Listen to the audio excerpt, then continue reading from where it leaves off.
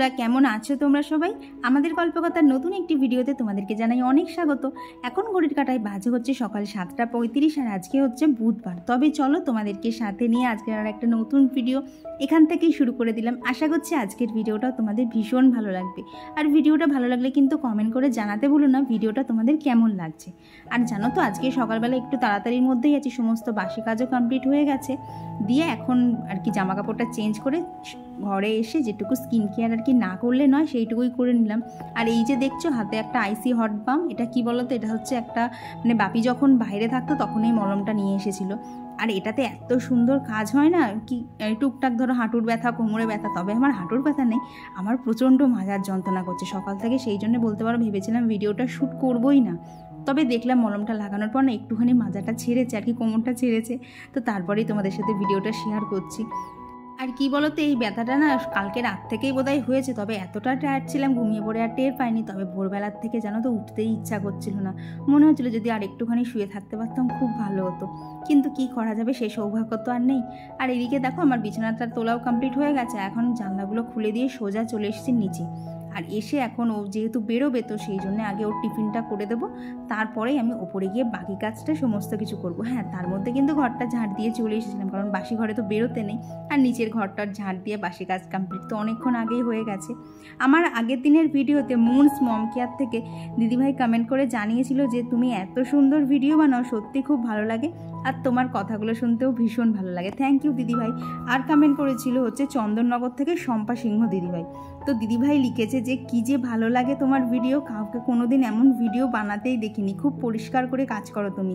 আমার সব ভিডিও দিদিভাই দেখে ফেলেছে, তো থ্যাংক ইউ দিদিভাই, এইভাবেই আমার পাশে থেকো। আর এইদিকে দেখো আমার কিন্তু টিফিন বানানোটা হয়ে গেছে, তো ওকে সকালবেলা রুটি আর এদিকে করে দিয়েছে হচ্ছে সাদা আলুর তরকারি। ব্যাস ও খেয়ে দিয়ে বেরিয়েছে গেল। এইবার বলতে পারো আমার অনেকটা হালকা লাগছে যে এখন আমার আর অতটা চাপ নেই। আর এদিকে দেখেছো দুটো মিনিও বেরিয়ে পড়েছে, আর কি যাদেরকে ওইদিকে আমি আর কি খেতে দেই না, ওরাই আর কি গেট খোলার আওয়াজ পেলেই যেন এদিকে বেরিয়ে পড়ে। আর তারপর ওপরে এসে সবার আগে মাছগুলোকে খেতে দিয়ে দিলাম, দিয়ে এখন চলে এসেছি হচ্ছে ছাদে। তো বেশি জামা কাপড় ছিল না, দেখেছো ওইদিকে কিন্তু ও বেশ কিছু জামা কাপড় মেলে গেছে।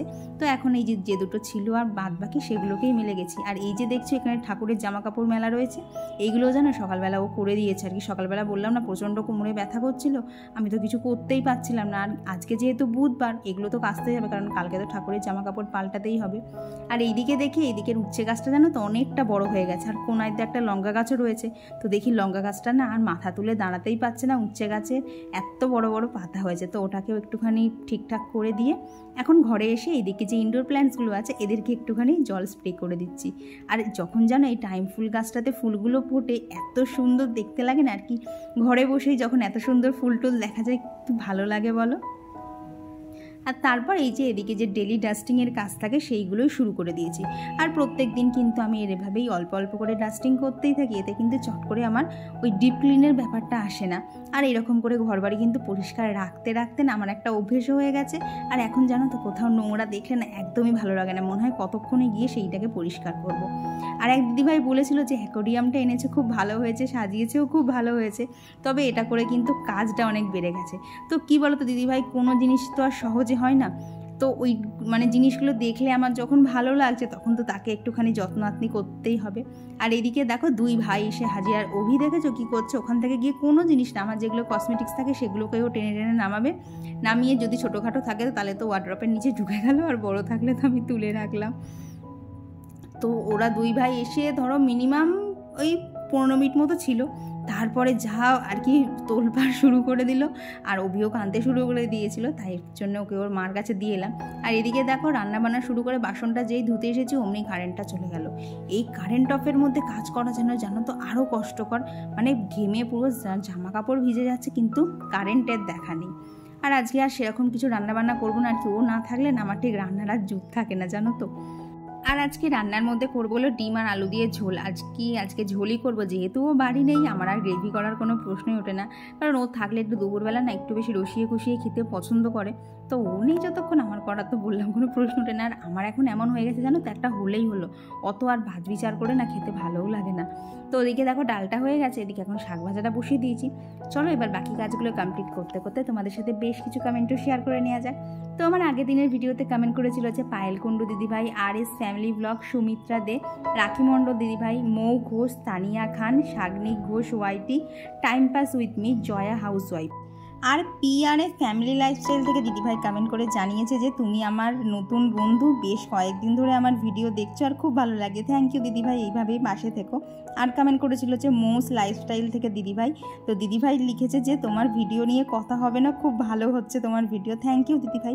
আর কমেন্ট করেছিল হচ্ছে আ সিম্পল হাউসওয়াইফ থেকে। তো দিদিভাই লিখেছে যে আমরা প্রত্যেকেই প্রত্যেকের ভিডিও দেখে ইন্সপায়ার হয়। সত্যি গো দিদিভাই, প্রত্যেকের ভিডিও থেকেই কিন্তু আমরা কিছু না কিছু শিখতে পারি। ওই আমি ওর ভিডিও দেখবো তাতে ও হয়তো বিশেষ কিছু লাভ করে ফেলবে, এই ধারণাটা কিন্তু জানো তো একদমই ভুল। আমরা কিন্তু প্রত্যেকের ভিডিও থেকেই কিছু না কিছু সবসময় কিন্তু শিখতে পারি।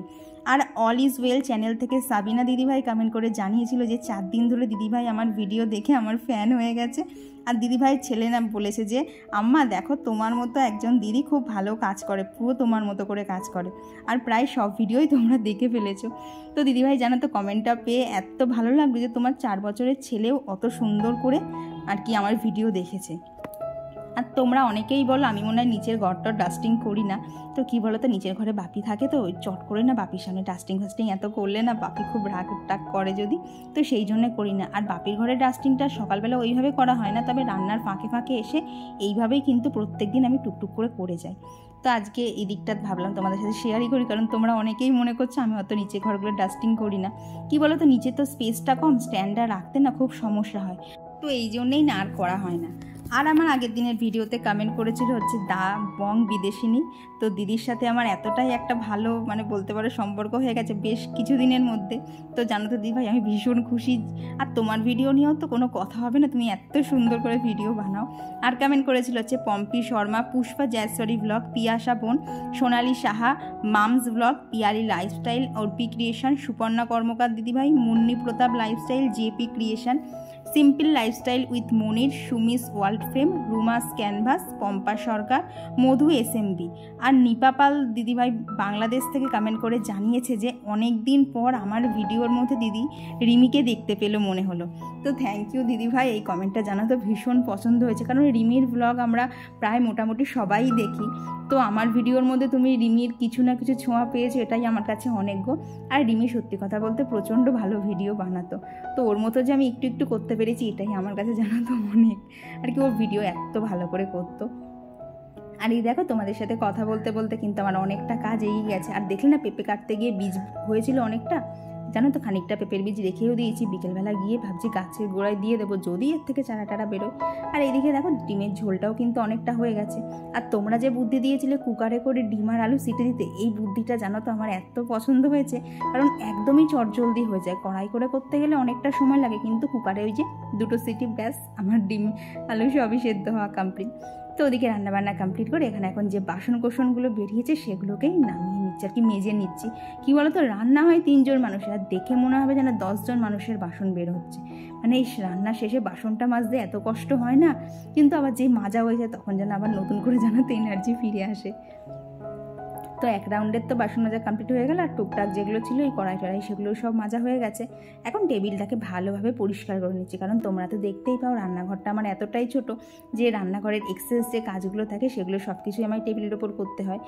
তো টেবিলটাকেও ভালোভাবে কিন্তু আমায় প্রত্যেক দিন মুছতে হয়। আর এখানে দেখেছো নাইটির হাতাটা ওপর দিকে তুলে নিয়েছি, আর কি এত গরম লাগছে না। আর এই ছোট্ট জায়গার মধ্যে কিন্তু গরমটা আরও অনেক বেশি করে লাগে। তো এই যে গ্যাস টেবিলটাও এখন খুব ভালোভাবে মোছা কমপ্লিট হয়ে গেছে। এখন এই দিকগুলো মুছে নিচ্ছি, কারণ এই ছোট্ট রান্নাঘর না এদিক ওদিক করতে গেলে কিন্তু তেল ছিটকায়। আর যা গরম পড়েছে আমার পক্ষে চিমনি চালিয়ে রান্না করা অসম্ভব। চিমনি চালালে তো ধরো ওইদিকে জানলাটা বন্ধ করে রাখতে হবে, তাতে আরও যা কষ্ট হবে জানো তো। এমনিতেই ঘেমে স্নান হয়ে যায়, চিমনি চালালে আমাকে আর খুঁজে পাওয়া যাবে না। তো তারপর দেখো এইদিকে আর কি নিচের সমস্ত কাজ ছিলেন, এখন চলে এসেছি ওপরের সমস্ত কাজই কমপ্লিট হয়ে গেছে, শুধু এই ঘরটাই মোছা বাকি ছিল। আর দেখেছো জানলা দিয়ে কি সুন্দর ঠান্ডা হাওয়া আসছে। আর কি দুপুরের পর থেকে না এইদিকে জানলাটা দিয়ে এত সুন্দর হাওয়া আসে না, মনে হয় ওখানেই জানো তো দাঁড়িয়ে থাকি, আর যেন সরতেই ইচ্ছা করে না। কিন্তু এই যে একার সংসারে এত কাজ কাজই শেষ হয় না সারাদিন কাজ করলেও। তো এদিকের কাজ মোটামুটি সমস্ত কিছু কমপ্লিট হয়ে গেছে। আর জানো তো আজকে শ্যাম্পুটা আমাকে করতেই হবে, ওই জন্যই আর একটু না তাড়াতাড়ি কাজ করছি, কারণ শ্যাম্পু করলে দেখবে চুল থেকে ওই যে টপ টপ করে জল পড়ে, আরও যেন গরমের মধ্যে অসহ্য লাগে।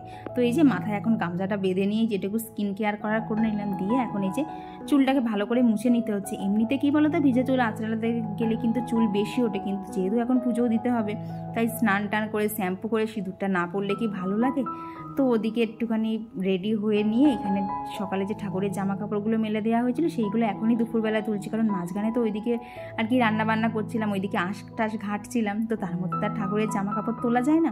তো এখানে ঠাকুরের কাপড়গুলো তুলে নিলাম, আর গাছে দেখলাম বেশ কিছু ফুলও ফুটেছে, তো সেই সমস্ত ফুল নিয়ে এই যে চলে এলাম হচ্ছে ঠাকুর ঘরে। আর জানো তো এই যে প্রদীপটা জ্বাললাম, মাথার উপর তো ফ্যানটা অফ, মানে এত গরম লাগছিল না পুজোটা দিতে, কি বলবো। তবে ওই তাড়াতাড়ি করে করলে কিন্তু সব কাজে তাড়াতাড়ি করেই হয়ে যায়। আর এইভাবে যদি একটুখানি প্ল্যান মাফিক কাজ করা যায় তাহলে কিন্তু কারোর সাহায্য ছাড়াই সমস্ত কাজই একা একা করে ফেলা যাবে। আর কি বলো তো, আগে আমি এত কাজ করতাম না, তবে এখন যেন তো করতে করতে অভ্যেস হয়ে গেছে। তো এখন এই দুপুর 2:30 মতো বাজে, সমস্ত কাজও আমার কমপ্লিট হয়ে গেছে। এখন এই যে বাপি আর আমি এখানে খেয়ে নিচ্ছি, আর এরপর তোমাদের সাথে দেখা হচ্ছে আবার সন্ধেবেলা। তো এরই মধ্যে ও বাড়িও চলে এসেছে, আর এখন এই যে সন্ধে দিয়ে নিলাম। তো নিচের সমস্ত কাজ করে এখন চলে এসেছি হচ্ছে আমার ওপরের ঘরে। এখন আমি আর বলতে পারো 2-2.5 ঘন্টা এখন আমি আর নিচে যাবো না, কারণ এই টাইমটা হচ্ছে পুরো আমার ভিডিও এডিটের টাইম। আর নিচে ওকে চিড়ে ভাজা করে দিয়ে এসেছিলাম, ওকে বলেছি তুমি খাও, আমার আজকে আর খেতে ভালো লাগছে না, কিন্তু সে কি আর শোনে, ওই দেখো বাটি নিয়ে ওপরে চলে এসেছে। তো দুজনে মিলে এই যে গাছগুলোর সাথে বসে বসে একটুখানি চিড়ে ভাজা খেয়ে নিলাম। তো চলো বন্ধুরা, আজকের ভিডিওটা এখানেই রাখছি। ভিডিওটা ভালো লেগে থাকলে অবশ্যই কিন্তু একটা লাইক করে দিও, আর কেমন লাগছে তোমাদের আজকের ভিডিওটা কমেন্ট বক্সে জানাতে একদমই ভুলো না। চলো আজকের জন্য টাটা, দেখা হচ্ছে খুব তাড়াতাড়ি এবার পরবর্তী ব্লগে। ততক্ষণ সবাই খুব ভালো থেকো আর সুস্থ থেকো।